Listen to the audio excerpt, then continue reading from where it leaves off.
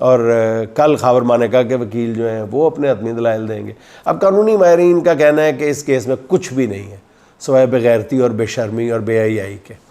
اور آج اس کیس میں بے حیائی بے شرمی کی آخری حدیں پھلانگ گئے خاور مانیکا صاحب, اور جو تازہ ڈیولپمنٹ ہے وہ بتاتے ہوئے انسان کی جو زبان ہے, کسی بھی شریف انسان کی زبان, اس کا ساتھ دینے سے انکار کر دیتی ہے. دنیا کے بے غیرت ترین شعور اور بے ضمیر ترین انسان خاور مانیکا نے آج اسلام آباد سیشن کورٹ میں درخواست دائر کی ہے کہ بشرا بی بی کے 2018 میں آگے نہیں بولنا چاہتا, انہوں نے میڈیکل ریکارڈز کے لیے اعلیٰ سطحی میڈیکل بورڈ تشکیل دیا جائے, یہ اپیل کی ہے انہوں نے. گھن آتی ہے, کراہت آتی ہے, ابکائی آتی ہے. اللہ معاف کرے کہ یہ دن بھی اس ملک کی عدلیہ نے, اس ملک کی عدالتوں کے علاوہ اس ملک کے معاشرے نے, ہمارے معاشرے نے یہ دن بھی دیکھنا تھا. ابھی تک میں نے اس کیس کے حق میں ڈنکے کی چوٹ پہ بات کرتے ہوئے, دو ٹوک انداز میں بات کرتے ہوئے مانیکا اور اس کے وکیل کے علاوہ میں نے کسی کو نہیں سنا. اور مطلب انہوں نے کہا کہ جی یہ اس لیے میڈیکل کروایا جائے تاکہ جو بشرا بی بی کی 2 آراء سے متعلق, مختلف آراء سے متعلق انصاف کے تقاضے پورے ہو سکے. اب ناظرین ذرا غور سے یہ بات, میری یہ معروضات سنیے گا. اگر اسلام آباد سیشن کورٹ خان صاحب کی نفرت میں حکومتی حکم کے مطابق یہ کام کر لیتی ہے نا, تو آپ جانتے ہیں کیا ہوگا. یہ کیس نہ القادر کیس ہے, نہ سائفر ہے, یہ سراسر شرعی کیس ہے. مسلم میرج لا 1939 کا بنایا گیا, انگریز کا قانون, جس میں انگریزوں کو بھی جرت نہیں ہوئی تھی کہ وہ آئلی قوانین میں مداخلت کریں. آپ کہتے ہیں بھارت میں ایک قانون میں ترمیم کر دی گئی تھی تو بھارتی مسلمانوں نے اس کے خلاف پھر ایک طویل جنگ لڑی تھی, اور یہ جنگ جو ہے وہ صرف ایک پوائنٹ اور ایک ایجنڈے پہ لڑی گئی تھی. یہ پوری لڑائی لڑی گئی تھی, اور اس لیے کہ کسی کو بھی شرعی قوانین جو کہ فیملی سسٹم سے تعلق رکھتے ہیں اس میں چھیڑ چھاڑ کی اجازت کبھی بھی کوئی بھی سوسائٹی, کسی بھی حکومت کو, جتنی مرضی جابر حکومت ہو, کوئی غیر ملکی طاقت غاصب حکومت ہو, اس کو بھی یہ نہیں دیتی. حال ہی میں آپ کو یاد ہے سکھ میرج لا کو تسلیم کیا گیا تھا. شادی ہر مذہب کے لیے کیونکہ ایک انتہائی مقدس فعل سمجھا جاتا ہے. تو خان صاحب کی دشمنی میں عدت کیس کا فیصلہ دیا گیا اگر, تو سارے ملکی قوانین کوئی نہیں, پھر اللہ کے قوانین کو بھی اس کا مطلب ہے بلڈوز کر دیا گیا.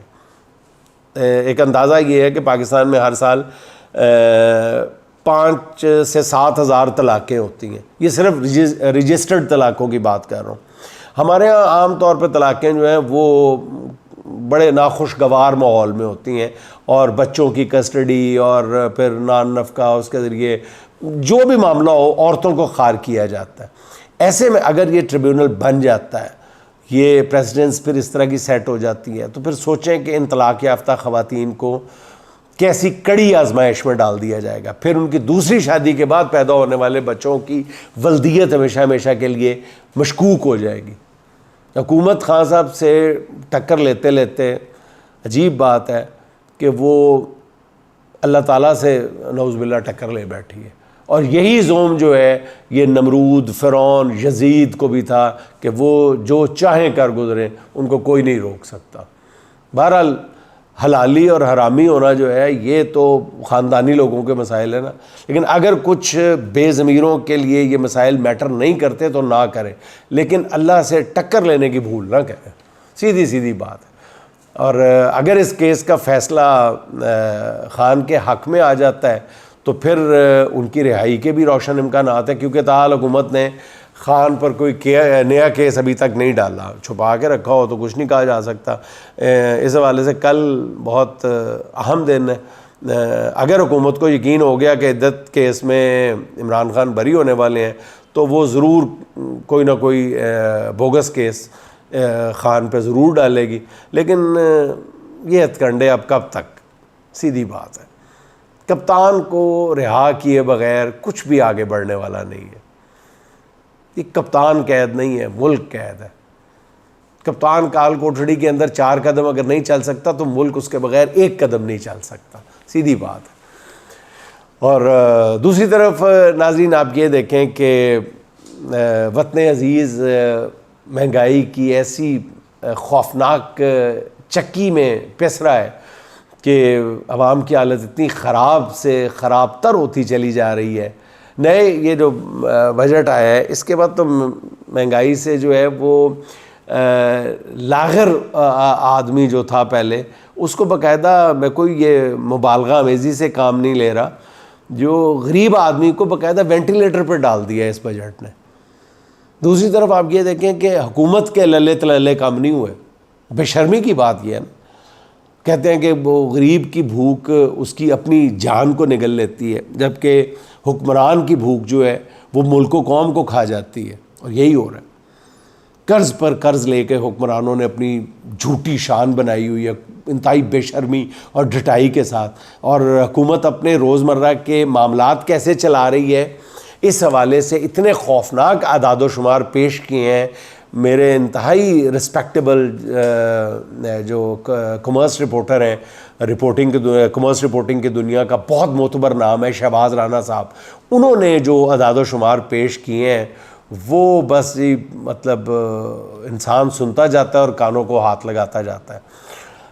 رانا صاحب یہ بتا رہے ہیں کہ 30 اپریل 2024 تک پاکستان پر کل قرض جو تھا وہ 66,000 ارب روپے تھا, جو صرف ایک ماہ بعد یعنی 31 مئی کو بڑھ کر 67,816 ارب روپے, یعنی صرف 31 دنوں میں نون لیگ کی حکومت نے 1735 ارب روپے قرض میں اضافہ کیا ہے.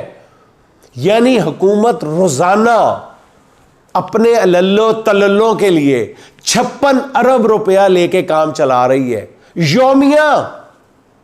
ناظرین کرام, یومیہ 56 ارب روپیہ حکومت وقت, نون لیگ کی حکومت, یہ جو ٹک ٹاکرز کی حکومت ہے, یہ جو کروڑوں روپے بانٹے جا رہے ہیں, میڈیا پہ خرچ کیے جا رہے ہیں, عوام الناس کے منہ پہ ہاتھ رکھنے کی کوشش کی جا رہی ہے, ان کاموں پہ روزانہ 56 ارب روپے کا قرض لے کے کام چلایا جا رہا ہے. آپ ذرا اندازہ کریں. اب اس حکومت سے کوئی پوچھنے والا نہیں ہے کہ وہ اتنا بڑا قرض کیوں لے رہی ہے اور اسے واپس کون کرے گا. مطلب یوں لگتا ہے کہ نون لیگ کی حکومت سمجھ بیٹھی ہے کہ اب کون سا عوامی عدالت میں جانا ہے, اور اگر جانا بھی پڑے گا تو فارم 47 ہے نا, تو بس دیکھی جائے گی.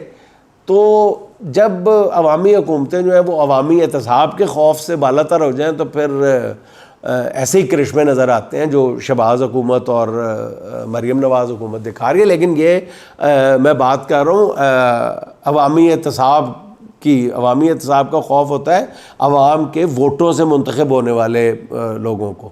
تو وہ پچھلے دنوں میں ایک میم بھی دیکھ رہا تھا کہ وہ شہباز شریف کہہ رہے کہ یار یہ ہر قدم پہ لوگ مجھے کیوں گالیاں دیتے ہیں, خبردار آپ لوگوں نے مجھے گالیاں دی, میں کوئی آپ کے ووٹ لے کے آیا ہوں. بات تو بڑی زبردست ہے شہباز شریف, باقی آپ ہمارے ووٹوں سے نہیں آئے ہوئے, جو مرضی کرو پھر ساڑھ نال. اچھا جی, اس حوالے سے یہ میں آپ کو وضاحت بتا دوں, یہ جو میں نے 56 ارب کی فگر کوٹ کی ہے, بلکہ میں نے نہیں شہباز رانا صاحب نے کی ہے, اس میں IMF کا قرض ابھی شامل نہیں ہے. IMF سے ہٹ کے یہ قرض ہے, اور اگر IMF کا بھی قرض شامل کر لیا جائے تو حقائق کس قدر تلخ اور جان لیوا ہو جاتے ہیں اس کا اندازہ بہت مشکل ہے. لیکن سیدھی اور سادہ سی بات یہ ہے کہ ملکی معیشت جو ہے وہ سمندر میں غوطے کھا رہی ہے, جبکہ اشرافیہ اور اس کے جو حکمران ہیں وہ خوشحالی کے جزیروں پر موج مستیوں میں مصروف ہیں. 98% قوم جو ہے بھوک سے نڈال ہے, جبکہ 2% جو ہے مراعات یافتہ طبقہ جو ہے وہ بدہضمی کا شکار ہے.